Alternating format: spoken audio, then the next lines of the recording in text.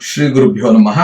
ಓಂ ಆತ್ಮಜ್ಞಂ ವಿಷ್ಣು ರೂಪಸ್ಥಂ ಅನಂತ ಜ್ಞಾನ ಸಂಯುತಂ ಅಂಧಕಾರಹರಂ ವಂದೇ ವೇದವ್ಯಾಸಂ ಜಗದ್ಗುರುಂ. ಸರ್ವರಿಗೂ ನಮಸ್ಕಾರ. ಶ್ರೀ ಸ್ಕಾಂದ ಮಹಾಪುರಾಣದ ಕಥೆಗಳ ಸಾಲಿನಲ್ಲಿ 294ನೆಯ ಭಾಗ, ಕ್ಷೇತ್ರಪಾಲಕರನ್ನು ಓಂ ಕ್ಷಾಂ ಕ್ಷೇತ್ರಪಾಲಾಯ ನಮಃ ಎಂಬಲ್ಲಿ 9 ಅಕ್ಷರಗಳ ಮಹಾಮಂತ್ರದಿಂದ ಆವಾಹಿಸಿ ಷೋಡಶೋಪಚಾರ ಪೂಜೆ ಮಾಡಿ ಪ್ರಾರ್ಥಿಸಿ 9 ನಮಸ್ಕಾರ ಮಾಡಿದರೆ ಪ್ರಸನ್ನರಾಗಿ ಅಭೀಪ್ಸಿತಗಳನ್ನು ಕೊಡುತ್ತಾರೆ. ವಿಜಯ ಎಂಬ ಬ್ರಾಹ್ಮಣೋತ್ತಮನು ಕ್ಷೇತ್ರಪಾಲರ ವಿದ್ಯುಕ್ತ ಪೂಜಾ ವಿಧಾನವನ್ನು ತಿಳಿದವನಾದುದರಿಂದ ವಿದ್ಯುಕ್ತನಾಗಿ ಸಿದ್ಧೇ ಕ್ಷೇತ್ರಪಾಲನನ್ನು ಪೂಜಿಸಿ ಸ್ತೋತ್ರ ಮಾಡಿ ಬಳಿಕ ವಟಯಕ್ಷಿಣಿ ದೇವಿಯನ್ನು ಆರಾಧಿಸಿದನು. ಈ ವಟಯಕ್ಷಿಣಿ ಯಾರು? ಅವಳ ಚರಿತ್ರೆ ಏನು?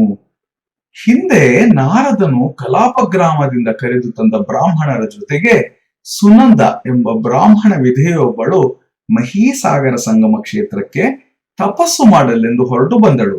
ಸುನಂದೆಯು ಕೃಚ್ರ, ಪರಾಕ, ಅತಿಕೃಚ್ರಗಳೆಂಬ ವ್ರತವನ್ನು ಮಾಡುತ್ತಾ ಜ್ಯೇಷ್ಠ ಭಾದ್ರಪದ ಮಾಸಗಳಲ್ಲಿ ತ್ರಿರಾತ್ರಗಳ ಸಾವಿತ್ರಿ ಜಪವನ್ನು 2 ಸಲ ಮಾಡಿದಳು. ಕಾರ್ತೀಕ ಮಾಸದಲ್ಲಿ ಮಾಸೋಪವಾಸ ಮಾಡಿ ಸಪ್ತಲಿಂಗಗಳನ್ನು ದೇವಿಯರನ್ನು ಸಹ ಆರಾಧಿಸಿದಳು. ಇಷ್ಟಲ್ಲದೆ ಅಮಾವಾಸ್ಯೆಯ ದಿನ ಮಹೀಸಾಗರ ಸಂಗಮದಲ್ಲಿ ಉಪವಾಸ ಮಾಡಿ ತೀರ್ಥ ದೇವತೆಗಳ, ದೇವಿಯರ ಹಾಗೂ ಸಪ್ತಲಿಂಗಗಳನ್ನು ಪೂಜಿಸುತ್ತಾ ತನ್ನ ಇಹದ ಪಾಪಗಳನ್ನೆಲ್ಲ ಕಳೆದುಕೊಂಡು ದೇಹಾಂತ್ಯದಲ್ಲಿ ಪಾರ್ವತಿಯ ಸನ್ನಿಧಿಯನ್ನು ಸೇರಿ ತಾನು ಸಾಧನೆ ಮಾಡಿದ ಕ್ಷೇತ್ರದ ವಟವೃಕ್ಷದಲ್ಲಿ ತನ್ನ ಒಂದು ಅಂಶವನ್ನಿಟ್ಟು ವಟಯಕ್ಷಿಣಿ ಎಂಬ ಹೆಸರಿನಲ್ಲಿ ನೆಲೆ ನಿಂತಳು.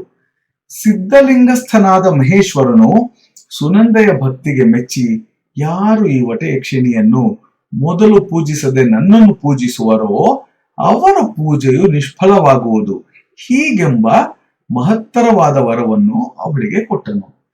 ಆದುದರಿಂದ ಈ ಕ್ಷೇತ್ರದಲ್ಲಿ ವ್ರತ ಪೂಜೆ ಮಾಡುವವರು ವಟವೃಕ್ಷದಲ್ಲಿರುವ ವಟಯಕ್ಷಿಣಿಯನ್ನು ಮೊದಲು ಗಂಧ, ಪುಷ್ಪ, ಧೂಪ, ದೀಪ, ನೈವೇದ್ಯಾದಿಗಳಿಂದ ಪೂಜಿಸಿ ಪ್ರಾರ್ಥಿಸಿದರೆ ಎಲ್ಲ ಇಷ್ಟಾರ್ಥಗಳು ನೆರವೇರುವವು. ವಿಜಯನಿಗೆ ಈ ವಿಷಯ ತಿಳಿದಿತ್ತಾದುದರಿಂದ ಅವನು ವಟಯಕ್ಷಿಣಿಯನ್ನು ಪೂಜಿಸಿ ನಂತರ ಸಿದ್ಧಾಂಬಿಕೆಯನ್ನು ಸ್ತೋತ್ರ ಮಾಡಿ ಕೇವಲ ಮಂತ್ರ ಪಠಣ ಮಾತ್ರದಿಂದಲೇ ಸಕಲ ದುಃಖ ಕಷ್ಟಗಳನ್ನು ದೂರ ಮಾಡುವುದರಿಂದ ಅಪರಾಜಿತೆ ಎಂಬ ವೈಷ್ಣವ ಮಹಾವಿದ್ಯೆಯನ್ನು ಸಾಧನ ಸಮನ್ವಿತನಾಗಿ ಜಪಿಸಲಾರಂಭಿಸಿದನು.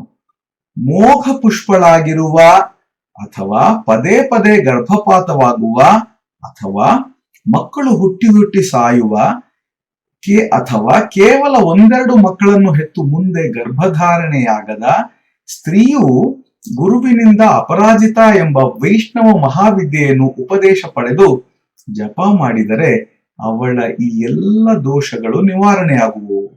ಯುದ್ಧರಂಗದಲ್ಲಾಗಲಿ, ರಾಜದ್ವಾರದಲ್ಲಾಗಲಿ, ದ್ಯೂತದಲ್ಲಾಗಲಿ ಮನುಷ್ಯನಿಗೆ ಜಯ ಲಭಿಸುವುದು ಖಂಡಿತವಾಗಿ ಆಗುತ್ತದೆ.